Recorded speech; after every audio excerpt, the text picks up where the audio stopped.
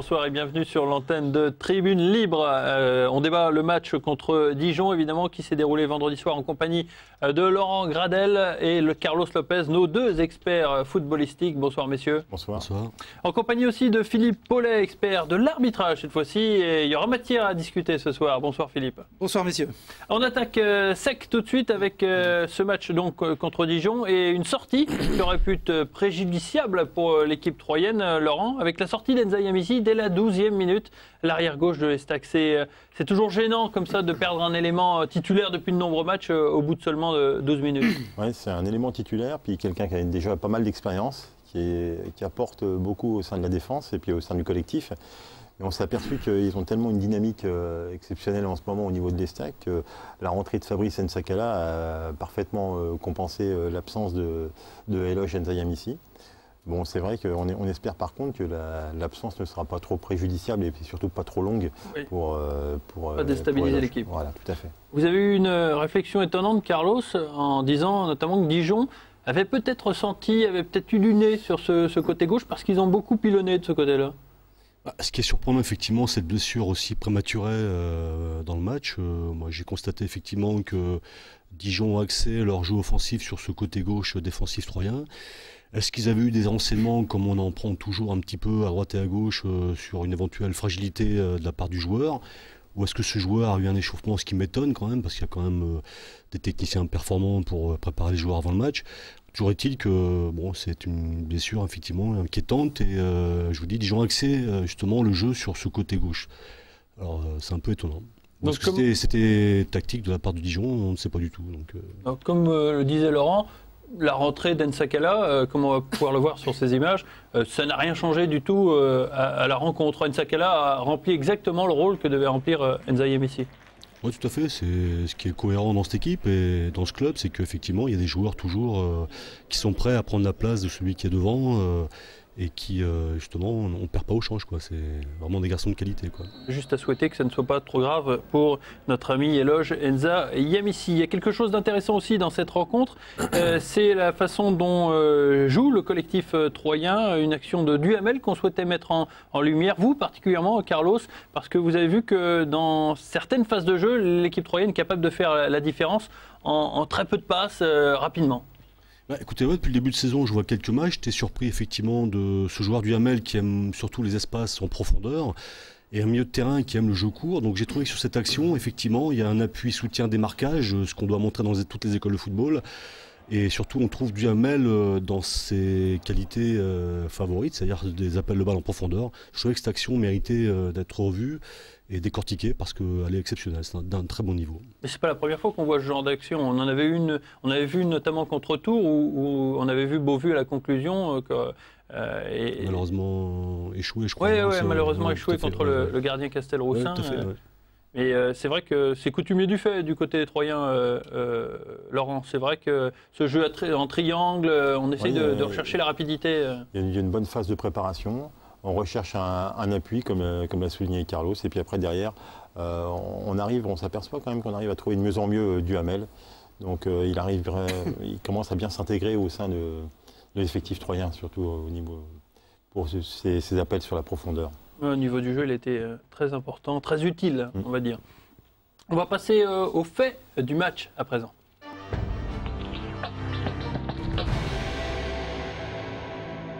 Et là, je me tourne vers Philippe Paulet. Oui, c'est déjà à vous. Ah non, vous n'êtes pas tout le temps en fin d'émission, ça change un petit peu. Il faut vous réveiller un petit peu. C'est bien, l'arbitrage passe devant, c'est bien. Le fait du match, pourquoi le fait du match? Parce que ça aurait pu très bien changer la phase du match, parce qu'en début de première mi-temps, la 20e minute, je crois, tout simplement, l'Estac obtient un coup franc, l'Estac marque un but, mais ce but est refusé. Pourquoi, Philippe? Alors donc là on voit bien que c'est un... Je suppose que vu les actions, vu l'action et on est en bout vraiment de l'action et il y a dû y avoir un hors-jeu actif, hein. C'est-à-dire que le joueur interfère sur le gardien, c'est-à-dire qu'il doit le gêner dans la vision du jeu. Alors, on va revoir ces images parce que ce qui nous concerne, évidemment, c'est pas Duhamel ni Faussurier qui touche le ballon, on l'a vu, c'est plutôt la position de Marcos juste devant le gardien de but. C'est ça que vous voulez dire. Et là, naturellement, on le voit à la fin de l'action. Au départ de l'action, il interférait sur l'adversaire, c'est-à-dire en l'occurrence sur le gardien de but. Ouais. Et là, du moment qu'il gêne la vision du gardien, il est à juste titre sanctionné par l'arbitre assistant. Faussurier touche la balle, mais on voit Marcos qui est devant le gardien. Et pour vous, voilà, tout à fait. Voilà. Marcos ne fait pas action de jeu. Il fait pas action de jeu, mais il interfère sur l'adversaire, c'est-à-dire sur le gardien de but. C'est-à-dire que là, on le voit vraiment à la fin de l'action, mais au départ de l'action, il gêne ou par geste ou sur la vision pour le gardien de but, et dans ces cas-là, il est sanctionnable. Et il a été sanctionné à juste titre. Mais c'est un hors-jeu de position, on ne siffle plus les hors-jeux de position, je croyais. Les hors-jeux de position, on les siffle toujours, du moment qu'on tire une influence ou de sa position, ou là, justement, lorsque l'on interfère sur l'action, sur l'adversaire. Comment on peut juger qu'il y ait influence parce qu'il n'a pas touché le ballon? Là, il n'a pas influencé, et là, il interfère sur la vision du jeu. C'est-à-dire que sa position, elle devient sanctionnable. Parce qu'il gêne le gardien de but, il peut attirer aussi des défenseurs, et dans ces cas-là, il devient sanctionnable. Donc il participe au jeu. Pour vous, sur ces images pour moi, sur la fin des images, pour moi, c'est... il interfère sur l'action. Monsieur Guillard a pris la bonne décision. Il a pris la bonne décision, surtout l'arbitre assistant. Laurent, vous ne trouvez pas que c'est un peu sévère, ça? L'excellent monsieur Guillard, peut-être. Surtout l'arbitre assistant qui était très bien placé. Hein. Et on ne voit pas le départ de l'action. À mon avis, monsieur Marcos était nettement plus haut par rapport au départ de l'action. Ce qui fait donc qu'il interférait sur. On n'est pas sûr que ce soit Faussurier sur ce coup-là qui soit sanctionné. Disons que c'est la caméra. Faussurier qui touche la balle. Mais Faussurier ne paraît pas hors jeu. Non, je ne pense pas que ce soit là. Non, pour moi, c'est. Pour vous, c'est Marcos. Pour Carlos, c'est Faussurier. Qui a interféré sur la vision du jeu. Touche le ballon. Marcos ne fait pas action. Marcos, ça n'attire pas spécialement l'attention. Au départ, il faudra avoir une caméra, et c'est pour ça il faut être deux pour aller filmer. Il faut. Si on avait une caméra derrière les buts, ça serait nickel. Voilà. Je vous emmènerai la prochaine fois à Dijon. J'ai pas des grands talents de caméraman, mais on peut toujours essayer. Vous prendrez un plan large. Voilà. Allez, on passe à la prochaine séquence. Cette fois, c'est l'homme du match, et ce n'est pas l'arbitrage.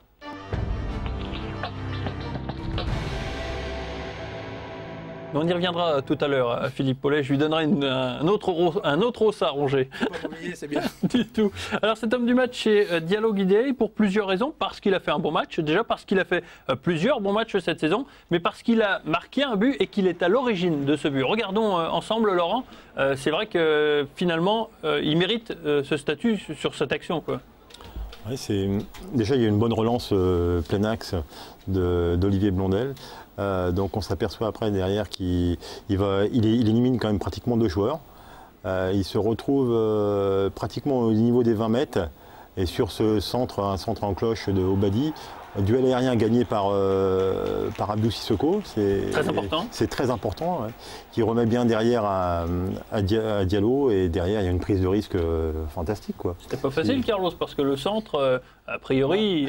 C'est surtout un centre à l'aveugle. Maintenant, je crois qu'il faut surtout souligner le geste technique de demi-volée, frappe de demi-volée exceptionnelle. Ouais. Et puissante et surtout cadrée, quoi. Et bien donc il y a plusieurs choses à souligner dans cette action. C'est Diallo Guidiaye qui remonte la balle, qui élimine 2 adversaires. Ensuite, le centre, on va dire, de moyenne qualité d'Obadi, qui ne peut pas faire autrement. Ensuite, la remise de Sissoko, qui gagne son duel aérien quand même. Et derrière, la réussite de Guidiaye. Et j'ai un aveu à vous faire. Diallo Guidiaye, en conférence de presse, a avoué qu'Abdou Sissoko lui a hurlé « frappe », parce que son attention première à Diallo, c'était de contrôler. Donc il a plutôt bien fait, finalement. Comme quoi, il faut prendre des risques. À l'approche des 20 mètres, on ne frappe pas souvent au but, c'est la preuve. C'est payant. Tout à fait. Et ça récompense Diallo Guidiaye pour l'ensemble de son travail. Je me tourne une nouvelle fois vers Philippe Paulet, qui décidément a beaucoup de travail, avec les circulaires qui vont expliquer donc une nouvelle fois un détail de l'arbitrage. Là, c'est un détail un petit peu plus évident à juger parce qu'il s'agit de l'expulsion du Dijonnais Paul que les Dijonnais eux-mêmes trouvent sévère. Est-ce que, au vu des images que l'on va découvrir, est-ce que vous trouvez ça sévère?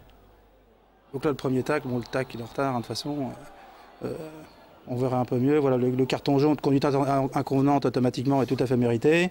Et on voit le deuxième, pareil. On voit bien le joueur, c'est un excès de combativité.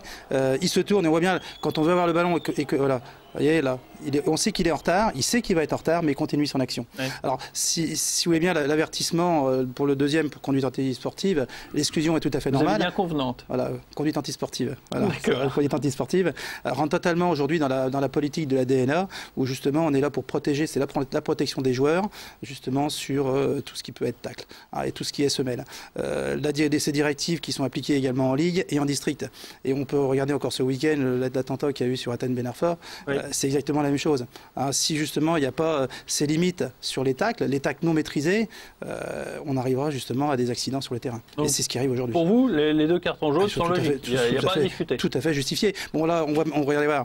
Bon là, tout se passe bien à l'action, mais là-dessus, vous pouvez avoir une jambe de cassée. On peut pas. C'est un tacle qui n'est pas maîtrisé.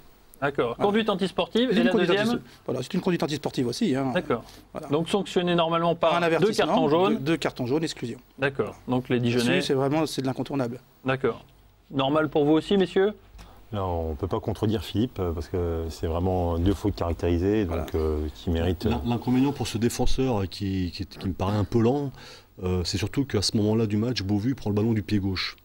Alors que logiquement, peut-être que le défenseur pense que le joueur va le prendre du pied droit. Ça lui laisse le temps un petit peu de juger son intervention. Ouais. Et Beauvu prend du pied gauche, forcément, il le prend de court. Et ce qui fait que non seulement vu la lenteur du défenseur, en plus, il est pris à défaut justement par cette prise de balle du pied gauche. Par la fraîcheur de Beauvu. Il est 2 fois en retard, de toute façon. 2 fois de suite, il est en retard. Messieurs, on termine rapidement par la dernière action de cette tribune libre. C'est une action chaude pour les Dijonais, pratiquement la seule, on peut le dire, de cette rencontre. À quelques minutes de la fin, les Dijonais font le siège du but troyen et on voit que les Troyens, par plusieurs vertus défensives, réussissent à garder leur but inviolé, Carlos. Effectivement, on voit, non seulement c'est une équipe technique, les Troyens, mais en plus au niveau de la solidarité, je trouve ça, sur cette action exemplaire, je dirais, parce qu'ils sont effectivement un peu dépassés, je dirais, mais ils sont tous regroupés autour de leur gardien, autour du but. Bon, on sent quand même qu'il y a une équipe en confiance, solidaire, c'est important dans la réussite actuelle. Solidaire, vous l'avez dit, parce que sur l'action, on voit successivement Blondel donc, qui sort comme un avion pour anticiper donc, une passe. Il y a ensuite le sauvetage de Drouin sur sa ligne et Blondel qui revient de son intervention précédente pour écarter cette balle. On le voit, Blondel, hop, attention. Et voilà, il vient retirer le but. C'est le moteur de l'Estac, quoi, la solidarité. Mais on sent aussi à ce moment du match, puisque c'est en fin de match, encore de la fraîcheur dans l'analyse du jeu, dans les interventions. Bon, c'est signe qu'il est une équipe en confiance, physiquement bien, donc tout va bien en ce moment, il faut en profiter. Ce qui nous amène à cette analyse, même quand l'Estac est moyenne, l'Estac réussit à s'imposer. Bah, on retient du match. Moi, personnellement, j'ai pas vu un grand match de la part de l'Estac. J'ai trouvé un milieu de terrain un peu plus effacé que d'habitude. Mais il faut reconnaître que bon, la victoire là, c'est tout ce qu'on retient en sport, je dirais. Maintenant, dans le contenu, je les ai trouvés un peu moins bien que d'habitude. Peut-être parce que j'ai trouvé un Dijon un peu plus agressif, ce qui ne convient pas toujours à l'Estac. Mais bon, je crois que pour l'instant, ils maîtrisent la situation. On peut que les en féliciter, quoi, c'est tout. Repos donc le week-end prochain, hein, messieurs. Nous officierons la semaine prochaine pour un match contre Boulogne le 15 octobre prochain. J'espère que vous serez au rendez-vous en compagnie de notre ami Philippe Paulet. On va conclure tout de suite parce qu'on est très en retard. Une petite information. Non, on est très en retard, Philippe. Pour le hors-jeu et la participation active. Désolé, on est très en retard. Ça sera pour la prochaine fois. C'est la circulaire 1103. C'est la 1103, c'est noté. Allez, on se quitte et on se donne rendez-vous lundi prochain pour un nouveau numéro de Tribune Libre.